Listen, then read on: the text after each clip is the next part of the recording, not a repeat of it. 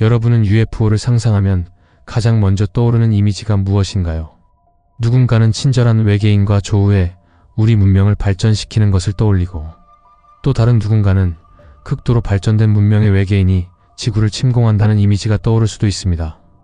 2022년 5월 미 국방부는 UFO가 존재한다고 인정했습니다. 또 UFO 영상까지 공개하며 UFO가 어디서 왔는지는 알 수 없다고 말했습니다.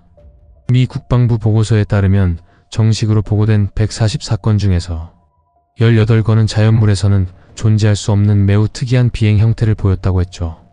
어떤 원리로 움직이는지도 판단하기 어려웠고, 바람을 거슬러 이동하거나 마하 5 이상의 속력인 극초음속으로 비행하기도 했습니다. 바람을 거슬러 이동한다는 것으로 보아 분명 비행체인 것은 틀림없는데, 전혀 원리를 알 수 없는, 현대 과학으로는 설명할 수 없는 기술로 비행했죠. 대부분의 사람들은 이것을 보고 외계인이 아니냐고 주장했습니다. 일부 기사에서는 미 국방부가 외계인의 존재를 인정했다고 보도하기도 했습니다. 하지만 미 국방부는 UFO를 인정한 것일 뿐 외계인을 인정한 것은 아니라고 답했죠. UFO의 기원이 지구가 아니라는 어떠한 증거도 발견하지 못했고, 물리적으로 설명할 수 없는 잔해가 발견되지 않았다 라는 핑계로 말이죠. 외계인의 존재는 알 수 없지만 UFO를 공식적으로 인정한 것은 상당히 충격적인 일이었습니다. 보통 우리가 접하는 UFO 영상과 사건들은 해외가 대부분입니다. 조선시대에도 UFO 관련된 기록이 남아있기는 하지만 확신할 수 있는 증거는 없는 기록일 뿐이죠.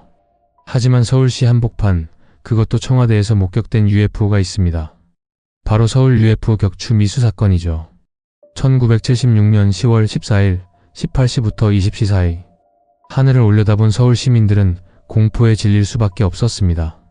서울 강북 일대의 미확인 비행물체 UFO가 출현했기 때문이었죠. 목격자의 증언에 따르면 UFO가 하나가 아닌 무려 10여 개에 달했고, 조명처럼 밝은 빛을 내며 일정 속도로 반원형의 대열을 맞춰 천천히 내려왔다고 합니다. 이 여러 개의 UFO가 최종적으로 향한 곳은 청와대 상공이었죠. 그래서 이 사건은 청와대 UFO 사건으로도 불리는데, 시민들은 혹시 북한에서 신종 전투기를 보낸 것은 아닐까 하는 두려움에 휩싸였고, 라디오 방송에 제보하기 시작했습니다. 당시 MBC에서 라디오 진행을 맡았던 이수만은 실시간으로 제보를 받고, 라디오로 청와대 상공에 미확인 비행 물체가 있다고 알렸죠.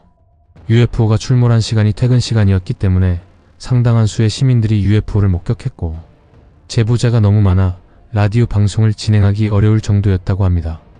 같은 시각 UFO를 발견한 수도 경비사령부 산하의 방공여단은 얼마 안가 해당 비행 물체에 대한 격추를 시도했습니다. 방공여단은 매우 긴장한 상태였죠. UFO가 대한민국의 수도인 서울 상공에, 그것도 청와대 상공에 출현한 것은 처음 있는 일이었고, 당시엔 냉전 시대로 긴장감이 고조될 수밖에 없었습니다. 불과 2개월 전 판문점 토끼만행 사건이 일어났고, 한 달 전에는 소련의 한 조종사가 홋카이도의 방공망을 뚫고 하코다테 공항으로 착륙해 망명한 사건이 발생했기 때문에 당시 군에서는 UFO라고 생각하기보다는 전쟁 상황이나 그것이 아니라면 망명 정도로 생각했습니다. 18시 15분경 방공여단은 국토를 침범한 비행체들에게 발칸포로 추정되는 대공포 사격을 시작했죠. 시민들은 수천 발의 대공포가 UFO를 향해 십자포화를 날리는 모습까지 목격했습니다. 그런데 어째서일까요? 당시 UFO는 낮은 속도로 적어도 비행 중이었는데 단 한 대도 격추되지 않았죠. 10여 개의 UFO들은 대형을 유지한 채 계속해서 밝은 빛을 내뿜고만 있었습니다. 특별한 반격도 움직임도 보이지 않은 채 가만히 있었죠. 결국 UFO들은 유유히 서울 상공을 빠져나갔습니다. 서울 시내 상공에 있던 UFO는 사라졌지만 후폭풍은 엄청났습니다. 격추 과정에서 떨어진 유탄에 맞은 시민 1명이 사망하였고 31명이 부상을 입는 인명피해가 발생했죠. 당시 고등학교 2학년이던 안대환 씨는 학교를 마친 뒤 사격이 멈췄을 때를 틈타 집으로 가려고 했는데 100m 정도 컸던 중 무언가가 날아들었고, 그 상황을 이렇게 이야기했습니다. 누가 내 어깨를 둔기로 내려친 것 같은 고통이 찾아왔다. 잠시 정신을 잃었다 깨어나 어깨에 손을 넣어봤더니 피가 줄줄 나더라. 그 순간 총에 맞았다고 생각했고 간신히 정신을 차리고 집까지 가서 부모님과 함께 병원으로 갔다고 증언했죠. 하지만 진짜 문제는 따로 있었습니다. 우리 군의 대규모 대공포 사격에도 불구하고 UFO는 단 하나도 격추되지 않았다는 것이죠. 그 말의 즉슨 군사작전이 완전히 실패했다는 뜻이었습니다. 그로 인해 이튿날 국회 국방위원회가 긴급 소집되게 되죠. 국방부와 교통부의 조사 결과 전날 서울 상공에 나타났던 비행체는 노스웨스트 항공 보잉 707 화물 전세기 한 대였고, 국방부에서는 이 민간 항공기가 청와대 상공 비행 금지 구역으로 들어온 탓에 위협 사격을 했다고 발표했죠.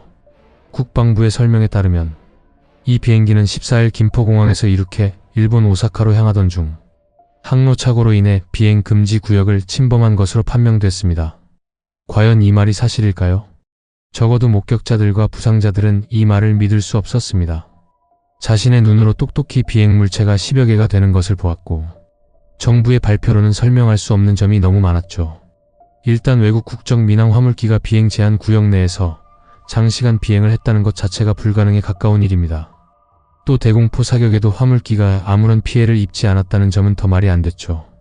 음속으로 움직이는 전투기, 그게 아니라면 스텔스기 정도라면 모를까.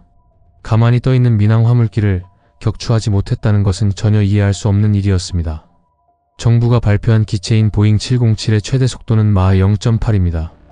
게다가 당시 노스웨스트 화물기는 위협 사격을 받았던 사실 자체를 인지하지 못했습니다.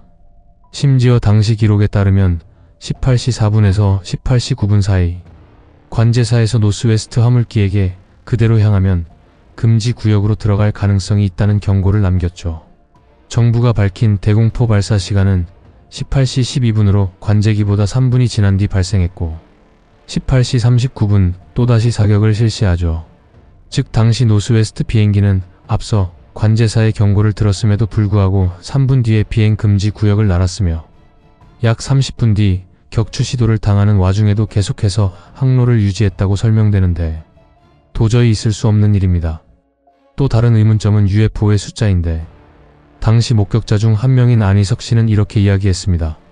1976년 10월 14일경 광화문을 걸어오고 있는데 서울 서대문구에 위치한 금화산 중턱에서 정체 모를 불빛을 목격했다.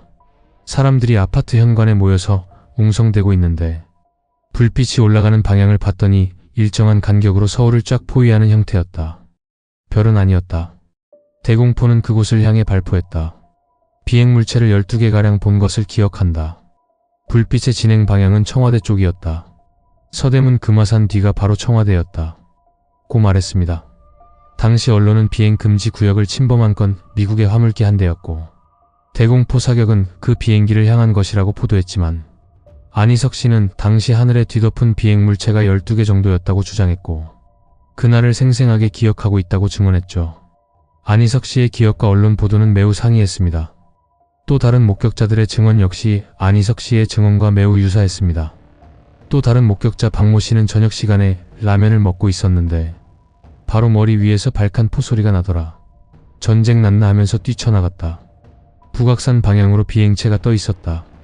비행기는 아니었는데 무엇인지 굉장히 궁금했다. 급히 개수를 세봤을 때 10개는 넘었다. 뿌연 발광체가 어떻게 저렇게 일정하게 떠 있는지. 인공위성은 일정하게 반짝반짝해서 인공위성은 분명 아니었다라는 당시의 기억을 설명했습니다. 그날을 생생히 기억하는 수많은 목격자들은 당시 언론에 보도된 정부의 발표에 대해 사실이 아니라고 입을 모아 말했습니다. 세 번째 의문점. 당시 사건에 대한 기록이 전혀 남아있지 않습니다. 대한민국 수도인 서울 한복판에서 벌어진 사건이고, 무려 청와대 상공 위로 미확인 비행 물체가 날고 있었고, 격추 시도까지 있었는데도 불구하고 정부의 관련 기록이 하나도 남아있지 않다는 건 매우 부자연스러운 일이죠. 즉 그 뜻은 정부가 사건을 은폐하려는 가능성이 높다는 것입니다.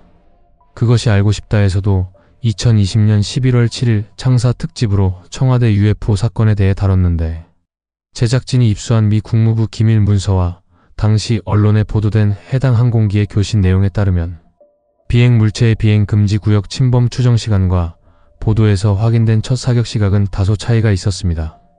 이 말대로라면 우리 군은 화물기가 나타나기도 전에 사격했다는 것이죠. 도저히 말이 되지 않습니다. 과연 서울 시민들이 목격한 10여 개가 넘는 UFO는 무엇이었을까요? 그리고 당시 정부는 왜 사건의 기록을 남기지 않은 것일까요? 미스터리 갤러리였습니다.